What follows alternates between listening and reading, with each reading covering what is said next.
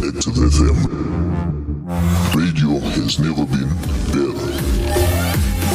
What is up? Hey, This is the movie show. on your favorite ORSPS. I'm Sash, My name's Ryan. and today we are not discussing a film. We're talking about something very, very important. Very important, yes. So if you've listened to a couple of our previous shows, and if you like the entertainment industry, you've probably heard us talk about there's a strike going on, which is going to affect a lot of content. But we thought that we would dive into why the strike, which side do we find ourselves supporting, and then later on which shows and TV, so both films and TV series have actually been delayed due to the strike. Right. It's very interesting. So strike. Yes. So to go back, right, to May of 2023. On the 2nd of May 2023 at officially 12:01 a.m., the Writers Guild of America, representing 11,500 screenwriters, went on strike over an ongoing labor dispute with the Alliance of Motion Picture and Television Producers, also known as AMPTP. So in the case of making this simple, AMPTP are the bad guys, We'll just get by used the to way. it. So those are basically all of the distribution companies. In fact, I'll give you the list of distribution companies put together that make up the AMPTP. That's a lot, right? It's a lot. It's like basically all of the American production companies. So it includes Amazon. It includes Apple, it includes Disney, ABC, Fox, NBC Universal, Netflix, Paramount, CBS, Sony, Warner Brothers, Discovery, and HBO. So it's all of those people that are basically the AMPTP. So that was the writers in May. Then on the 14th of July 2023, so more than a month ago, the Americans Actors Union, SAG-AFTRA, which stands for the Screen Actors Guild, American Federation of Television and Radio Artists, went on strike also over an ongoing labor dispute with the AMPTP. Right. But now, so there was actually this guy, he's an actor himself, and he was explaining this, and I actually thought it was a very good point to make. When people hear that actors have gone on strike, the first thing you think is Brad Pitt, Leonardo DiCaprio, and Johnny Depp are on strike. Right. And you're just like, seriously, guys? Seriously? Like, really? You're out here asking for more money? But the thing is this, we like to think that actors are the rich and famous people that we like know and love, right? We think that they make millions per movie. But there's actually... That's an assumption. It is an assumption. On your side. That is 1% of actors. That those type of people that we're talking about, your Margot Robbies, your Ryan Goslings, all of those big names, Timothée Chalamet, Florence Pugh, Cillian Murphy, all of those people make up like 1% of actors. And then in actual fact, all of the extras that you see, all of the mothers and fathers, that the people that play mothers and fathers, all of the people that play that best friend that shows up like for like 20 minutes in a film, those actors make up of 99% of actors that are actually on strike at the moment, because they are not the ones earning millions of dollars per film that they're in. They're basically living job to job and are the faces that you wouldn't necessarily recognize at first. Maybe you'd like, oh, wait, wasn't that the guy that got slapped in the face? Exactly. Like that's literally as much as you'll recognize them. Those are the people that have gone on strike. And the reason that they actually went on strike was, so every 3 years, the AMPT with the Writers Guild as well as the Actors Guild write up new contracts. So the last contract was basically it took place from July 2020 up until July 2023. And obviously that is when the actors decided, nope, we're not doing this, because what happened was the AMPTP handed a new contract and they were like, we don't like this contract. So then they gave a contract and the AMPT basically like rejected like a lot of their like the things in the contract. And so the actors then decided, and it wasn't even just the heads of the actors union, they actually voted, and 98% of the actors that are in the Actors Guild decided to go on strike. The other two didn't respond. But that they what would say happens? yes. They would say yes. No, I'm just joking. I don't know who said no, but Yeah. So that is basically what we are talking about here. It's a very big topic. Yeah. And obviously there's I'd say the two biggest things that have caused the strike. Number one, streaming services. So streaming services have taken over the film industry, which we knew would happen a couple of years ago, but what's been coming out of like the results of streaming services on actors has actually seriously affected them. And then the second thing is the AI. Yes, AI and that whole new and maybe you're like, technology. well, how is AI gonna affect? Well, number one, like writers are seriously threatened by AI. Like I was actually thinking about it. Writers as well. Writers. Have you never gone on ChatGPT and asked it to write you in the style of like literally you can go to that much detail. A sci-fi in the style of Star. In fact, Yeah. so if you guys know, there's these. It's a production company called Corridor Digital. They were recreating Avatar. It was like this funny video, and they actually went and decided to use ChatGPT to write the script, and it was insane.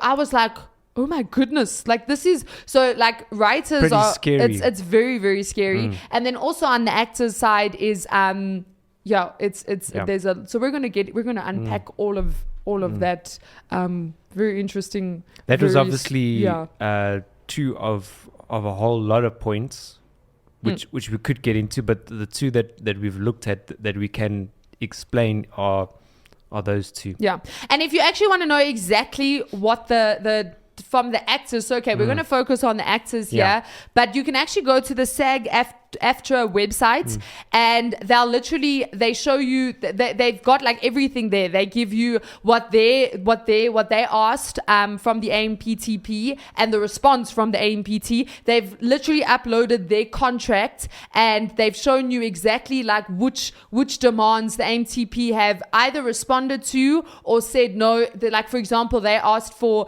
11% and the AMPT came back and said nope, we're only going to give you 5%.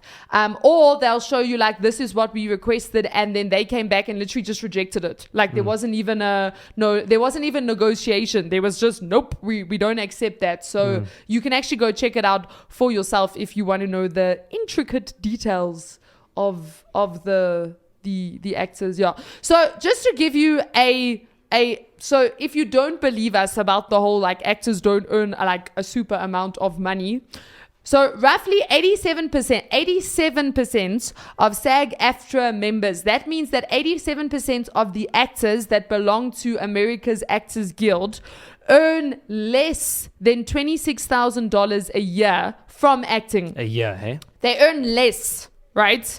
Making them ineligible for health coverage through the union. So in America, if you don't earn more than $26,000 yearly, you do not qualify for health insurance. So that means that 87% of actors in the union do not qualify, they do not earn enough to qualify for health insurance. And just so you know, $26,000 is 485,000 rand, but that's now for a year. So work that out. So divided by 12. Exactly. 485 divided by 12. 485. And we're talking about now 26 is a good mark. 87% of the actors don't earn 26. So we're not, in other words, they have to live off less than this. Yeah. They don't have this much. Keep in mind that is... That's like, if you're there, you're like, yes! That's a top I'm percentage. part of the 13% that earns at least 26,000 a year. So that is 40,000 rand. A month. Yes. Less than 40,000 rand a month. Yeah. Exactly. And obviously, so we're talking here from South African terms. The cost of living obviously is also different within America and all of that. But so there was this guy, his YouTube channel is actually called Acting Career Center. So if you want to go check him out, I thought that he had very good points. So he said that in the year 2017, that was his like best acting year thus far. He landed... I think it was a total of 19 roles, 19 roles in 1 year. Now you have to understand, an actor, normally on a yearly basis gets about...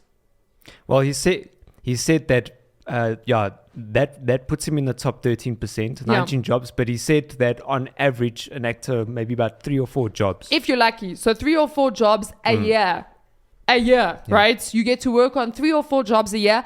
Obviously, you'll get paid from those jobs, and then the money that we'll get into this later, but basically what actors get is known as residuals. They then use that money to keep themselves going in the months where they're looking for their next job. Until the next job. Yeah, because they're not like, they're contracted. It's not a 6-year contract. It's however long they're needed. It's not even a month contract. No. Because especially as the actor, you're not needed on set every day. Because remember, you're not the main character. Yeah. You're the mother who's in a total of 4 scenes in the whole film. Exactly. So you're only needed for like a good 3 weeks of. So for those 3 weeks of work, So if you look at this, if you're an actor and your career is booming, you're making between 40,000. You're making an average of roughly 40,000. That's if you're booming. That's if you're doing booming, well. Yeah. So he, in the year 2017, his total reported earnings was, for the year, $26,237. Yeah. So he just went over $26,000 by $200. Sorry, that he just exceeded. So in other words, he was $200 over. He exceeded $200 getting health insurance, which means that the other years he probably didn't get health insurance. He probably doesn't have health insurance. He probably doesn't have health insurance right now. So hopefully he's not sick or coughing or anything, because he's not insured. Yeah. So like you can see that for a normal like average person that is acting, like they're literally living paycheck to paycheck here, and they don't even have simple benefits like health insurance, which for me, do you understand what I'm saying? Like the fact that you don't even have health insurance, like now it's basically, sorry, you're too poor to stay alive. We're not gonna, do you understand what I'm saying? Like that's hectic. That's like really hectic. And it shouldn't be like that. No. And oftentimes these people, like, especially with like extra roles, like you're in situations that can be quite dangerous at times and stuff like that. Exactly. So like, yeah. And most of the time we hear about shooting hours, how long they shot a specific scene, how, they were working like 12, 13 hours a day. And under like conditions, either they in hectic heat or they are in freezing cold conditions. So just to give you a example using a very, very, very well-known TV series. In fact, probably the TV series that made Netflix, the Netflix we know today, right? So there is an actress, and she posted this on her own Facebook page. So she actually was like, guys, this is what's happening. This is why we are striking. Her name is Karen Cece. And if you don't know her, she plays Sue Sinclair in Stranger Things. So we're talking about an actor in Stranger Things, right? Obviously not one of the main cast, because they're not the ones striking. We're talking about so she plays Lucas and Erica Sinclair's mother. If you've watched Stranger Things, you'll obviously know the characters. She plays their mother. And I mean, like in season 3, like the parents did get quite a big, do you understand what I'm saying? Like just because of like how, or was it season 4? Am I talking about the wrong season here? Anyway, moving on. So she before Stranger Things had acted in 2 previous shows, right? So this is what she posted. She said, my first residual checks for Black Lighting, that was the one she worked on, and a second one was Greenleaf. I've never heard of either of those shows in my life. So I've never heard of them. And she's saying that what she got paid on those 2 was about $3,000 to $4,000 each. So both of them, she got about $3,000 to $4,000 each. Both of those shows were moderately popular, but nowhere near as popular as Netflix's most popular show of all time, Stranger Things. So $3,000 to $4,000. Okay, about $4,000 is 74,000 rand. Keep in mind that it's not like she gets a job every month. And she doesn't get health insurance and based she on doesn't that. get health insurance. Yeah. So in other words, this is the money, because most probably filming Stranger Things would keep her schedule quite hectic. Yeah. So it's not like she can go get another job. I mean, I've heard how they film day to day. Yeah. So that 74,000 rand must last her who knows how many months. Yeah. And that is on a show that we've never... That was moderately popular. Okay, so we're not even talking about Stranger Things yet. No. So in other words, okay, so on those shows... Those shows she filmed, yeah, they're done. They're done. She got paid. Her residual check was about, okay, let's go best case scenario, 4,000. She got $4,000 from working on that. So 74,000 rand. So now she asked the question. She actually asked people on Facebook, how much do you think I got paid on my first residual check for Stranger Things? Now let's go into popularity of shows. So those two previous shows combined on IMDb have 33,000 audience reviews. So if you put the two shows together, they have 33,000 audience reviews. Stranger Things has 1.3 million audience reviews. So so the two shows combined didn't even come close to Stranger Things audience review. And her first residual check from Stranger Things, she earned a total of $325. She didn't even make 1K. And on the previous show, she made 4K. That's 6,000 rand. She made 6,000 rand. From Stranger Things. Was that per season? Or was it that was her first residual check. There you go. So, okay, let's get into like the whole residual thing, because that thing can be quite confusing. So basically, you know, like with musicians, they get royalties. So like if an album sells really well, they know that depending on how many, per copy they get, let's say for instance 40%, royalties back in however many copies are sold. So if the album does really well, they'll obviously get a lot of money. If the album flops, they don't get a lot of money. So with acting, they've got something similar. It's not exactly the same, but it's sort of similar. How they used to work it was, say for instance, when a film so it would depend. Obviously, it would have its theatrical run.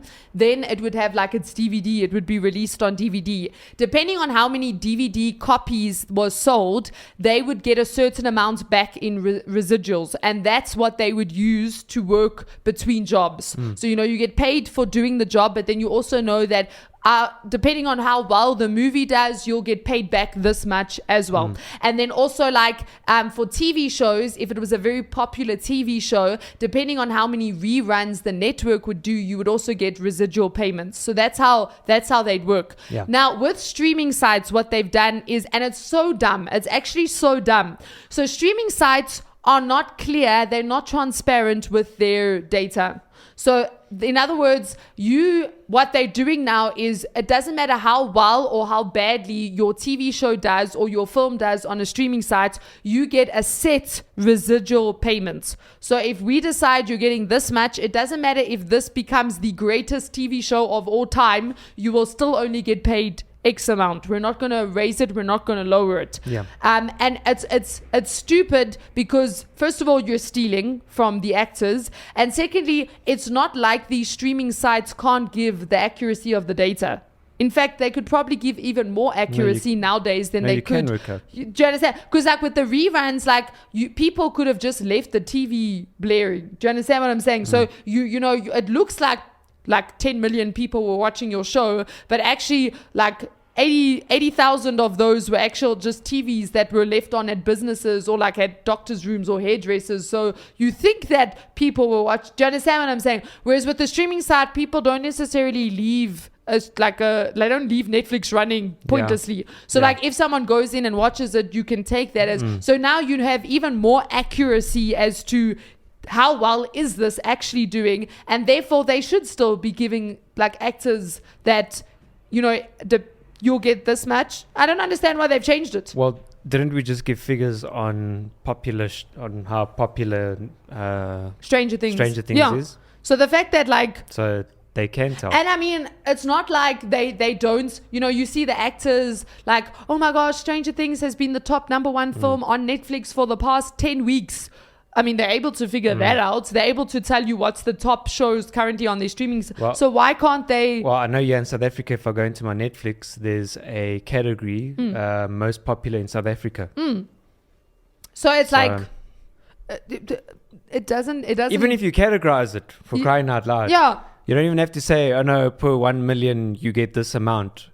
If you're in the top popular shows, we'll pay you this amount. If you are in, even if you categorize it, now there's an idea. I just feel like the streaming sites are being difficult about this. That this doesn't actually have to be an issue. I think there's a greed for money, and I think that they found a way to make more money.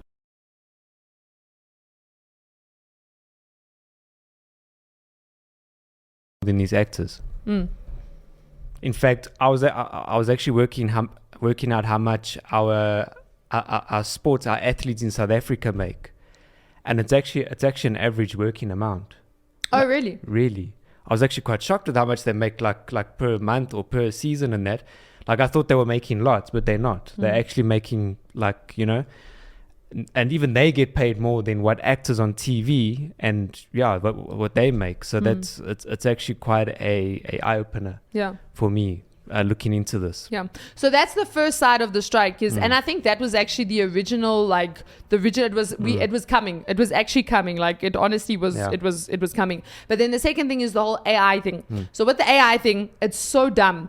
What they're basically saying is because, like, so what the actors want is they're saying that AI technology at the moment is unregulated, and as a result, people are being exploited, which I agree with. So what they're saying, this is what they're doing. They basically will pay you a day for a day's work, right? So Ryan, please will you come in? We'll pay you for today. We're going to scan you. We're going to 3D scan you, and then basically we let Ryan go. We pay him for his 1 day. Thanks, buddy. And for the rest of eternity, we can now use Ryan in whatever we want. And maybe people like Ryan's face. So Ryan becomes, like, instantaneously famous. I'm watching TV and I'm in a commercial. Yeah, we're making millions upon millions upon millions. And Ryan is not getting any compensation at all. But we paid him for that 1 day scan. So Ryan, why are you complaining? And there's this guy that literally he got scanned back in 2014 for the game Call of Duty. They then not only used him for one character, they used his face for 2 characters.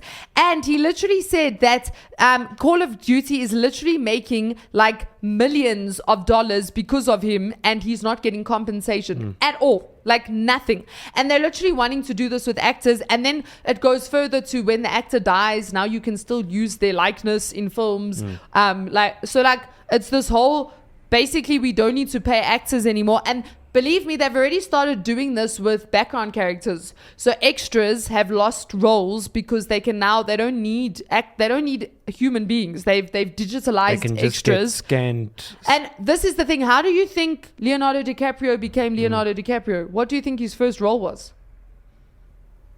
I have no clue. It was probably a background character. Oh, I see what you're It was saying. probably all of the actors we know today, unless their father was an actor, because that's the other thing. Like you have to have family with, like, nepotism is a real thing, I think, in the film industry. But like all of the current actors that we know today, they are there because of the opportunity of extras. Do you understand? Yeah. Like Robert De Niro became he became who he is today because he got to play a background character. Now those background characters have been digitalized, which means that opportunity is gone. And that's where I also think, like, the actors that are big in the industry, like, I personally don't feel like they're doing enough. No. I know that in interviews they've stated, yes, we agree. No, we stand with them. But then do something, because like you have the money to actually, and I'm not saying that, but like, what are you doing to, like, put pressure on big CEOs and stuff like that? And so, to give you an example, the dude that he's the CEO of Disney, right? His name is Bob. Can you believe it? Bob is the CEO of Disney. So Bob literally said in an interview that he thinks that SAG-AFTRA is not being realistic in their level of expectation. But Mr. Igna makes $27 million per year. $27 million per year. Literally. Like, what an actor makes, what some of these actors don't even make in a year, he makes in a day. And now he's saying to them, They're not being They're not realistic. being realistic. No, I think they are being realistic because they live in a more realistic reality than he does. But now this is the sad part, is that there's other CEOs and studio execs. There was this one guy, literally, they have it on deadline.com, that said, he told deadline.com, and I quote, "The end game is to allow things to drag on until union members, actors and writers start losing their apartments and losing their houses." So in other words, the big execs are willing to sit this out until actors and writers have completely lost their lives, and then, yeah. Well, how far can that go, actually? At the moment, the actors and the writers are not receiving any income. I think that AMPTP is banking on the fact that they've got content that's going to keep them going for quite a while. But the thing is that, and I know for myself, with the streaming service that I'm with, what we enjoy is when fresh stuff starts coming in. Yeah. But the thing is that if fresh stuff doesn't come in, then people are going to start canceling, or they're going to stop watching. Actually, so let's give you an idea of exactly what has been affected by this. By the way, the British, so this is, we're specifically talking about the American Writers Guild and Actors Guild. Maybe they're banking on the British side, or I don't know. So the British. So in other words, it's only American unions that are on strike. So the British film industry, for example, is still obviously going. So shows like House of the Dragon, they are not suspended or affected by this because they're not part of the American the American Guild. But just to give you an example, these are the productions that have literally been suspended, as in there are currently production sets that are suspended. So this is now we're not just talking about actors and writers. We're talking about actors, writers, makeup artists, catering companies, CG artists. Every single person involved in a production company is on hold because obviously the actors and the writers are on strike. So Avatar 3, post-production suspended. Post-production. As in they're done filming, but post-production is suspended. Avatar 4, production suspended. Sure. The Beetlejuice 2, suspended. Wow. I was looking forward to that. Gladiator 2, production halted. The Karate Kid 2, pre-production suspended and release date delayed. Mission Impossible Death Reckoning Part 2, obviously Part 1 just came out, production suspended. Mortal Kombat 2, production suspended. Sonic the Hedgehog 3, are they really doing that? But anyway, filming will start in September without actors. How are they going to do that? Spider-Man Beyond the Spider-Verse, voice recording suspended and release date delayed indefinitely. Is that the third one? That's the third one. Beyond the Spider-Verse. So voice recording suspended and release date delayed indefinitely. There's an untitled Fast 10 sequel, pre-production suspended. There's a couple of like untitled films, untitled Transformers films suspended, and then television. So television shows that have been suspended. You've got shows like Emily in Paris, which is Netflix. You've got Euphoria, which is HBO. You've got Law and Order, which is NBC. You've got Silo, that one I'm very hard to about, which is Apple TV Plus. All of them productions have been suspended, and then affected release dates. So those are currently shows that are being filmed or edited or whatever that are suspended. Then affected releases. So Dune Part 2, which was supposed to come out in November, there's a big one, has been moved to March 15, 2024. Godzilla and Kong, the New Empire, has been delayed from March 15 to April 12th next year. The Lord of the Rings, The War of Rohirrim, was supposed to be released April 12th. It has been delayed to December 13, 2024. And then there was an untitled Ghostbusters Afterlife sequel, which was supposed to come out in December 20 this year. That has also been suspended to March next year. So, yeah, there's literally like a whole lot of productions that are being pushed out because of the strike. It's not just the actors. If you think about it, what are the editors going to work on? What are the CG artists going to... That means eventually they going to have to stop working because they don't have work. And as a result, they're not going to get paid. So that means that if you do wait this out long enough, eventually other people are going to join the strike. Which I feel like needs to happen. And this is the thing is, the actors, we just have to state this. When the actors voted for the strike, they knew completely that they were no longer going to get paid during this period. So they've been striking for over a month now. They weren't getting paid anyway. So. Yeah, but they knew that so in other words, actors have not been paid since the 15th of July. Sure. Writers have not been paid since May.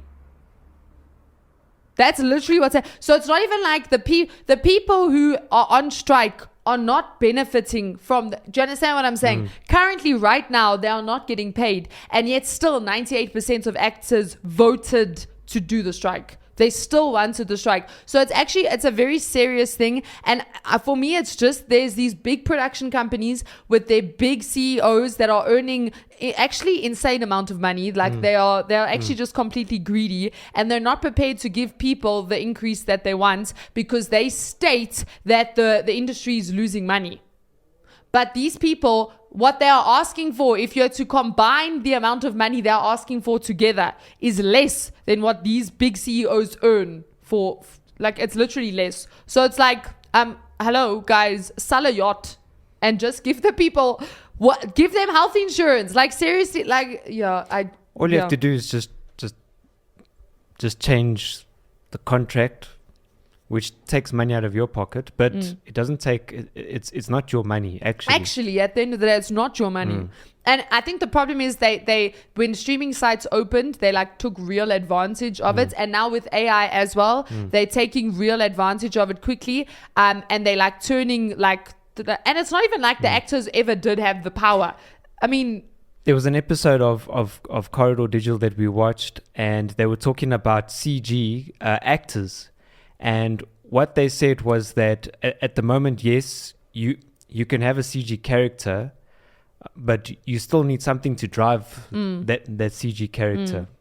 And yes, okay, we are evolving at a point where like Chat GPT, you can generate a character's what it's doing.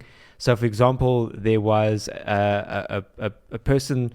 So I can't remember exactly who it was, but they had an automated actor, which means that it wasn't driven by a human being. But the problem is that if you had to ask him to go run, jump, dive over a car, and then say a line, that would be a lot more difficult and a lot more unrealistic if you get an actor playing a part. So you still need humans to still drive the CG characters. And yes, maybe you can say, okay, but then so... In Gemini Man, we scanned Will Smith in, and I mean the detail that they went into on his face and on his acting, that was absolutely phenomenal. It was amazing. And we can get Ryan over here at Active FM to do some acting and put Will Smith's thing over it. But still, you need to pay me then. So at the end of the day, the actors are important, and especially because when you are motion capturing an actor playing a part, you are still capturing that person's performance. So, in that role, whether they are happy, whether they're sad, whatever role they're playing at that moment, you still need a good actor. Go find some average person off the street and say, okay, I'll give you $100 if you just come spend some time just doing some certain moves, and he won't do it as well as what an actor can do, how they can pull it off, even with the voice acting and that. So at the end of the day, you need the actors, and you need to pay them, and pay them exactly what they've delivered for. So and I think also the problem, just to end with this, is with the whole 3D scanning people. So they'll say to you, we're 3D scanning you for this project. Let's say, for instance, it is, I don't know, The Lion King, right? We're 3D scanning you for The Lion King. You could be in this, the you could get to the point now where they just decide they've got the 3D scan. Because do you really think they're going to delete these 3D scans? No. And how many actors have been, No, even they the keep big them. actors, how many actors have been 3D scanned? I mean, Yeah. back in the day when Brad Pitt did The Curious Case of Benjamin Button, he was 3D scanned for that. So they've got 3D scans from years ago. What's going to stop them from just going and using your face? And they don't have to be, I mean, if we've got a 3D scan of Brad Pitt or Leonardo DiCaprio, Can use him in a that's a hell of a lot cheaper than hiring Brad Pitt or Leonardo. Do you understand what I'm saying? toothpaste commercial. There's Brad Pitt. Brad So, Pitt's like even these big actors, and obviously I think they would sue, but like this is there needs to be protection for actors. yeah. At the end of the day, that's and it is their face. I mean, you can't just go and use someone's face because it's cheap. Do you understand? Like, yeah. So I think there's a lot of exploitation, and yeah, Exactly. I feel like the big companies need to decide that they need to actually stop being greedy and actually pay people what they're worth. Yes, they have lives. They have kids and houses and groceries, just like you. Just like you need food. I'm talking to you, AMPTP. AMPTP. Yes. Yeah. Anyway, so for those of you who have listened, we hope that you now understand exactly why the actors are on strike. And yeah, let us know your thoughts if you agree or disagree. But I'm definitely for the strike. And I'm Exactly. sad. I was very sad that Dune got moved out. Yeah. But there was a part of me that was like, It's worth it. whatever you guys need to do Fine. to you know what? Cool. Yeah. You do you, man. Exactly. I hope that the AMPT actually Sorts themselves sorts out. themselves out. Absolutely. Yeah. So this has been the movie show. On your favorite RSPS. Till next week. Cheers. Peace.